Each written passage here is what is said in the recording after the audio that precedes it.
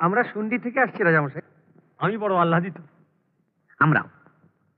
আপনাদের গীতবাদ্য শ্রবণের জন্য আমি বড়ই উদ্গ্রীব। আমাদের গান বাঁধা হয়ে গেছে রাজামশাই। খুশির উৎসব তো, তাই খুশির গান গাইলেই সকলে খুশি হবে। তা তো বটে। তা আপনি কিছু চিন্তা করবেন না রাজামশাই, আপনার এখানে এসে আমরা দুজনে খুব খুশি হয়েছি।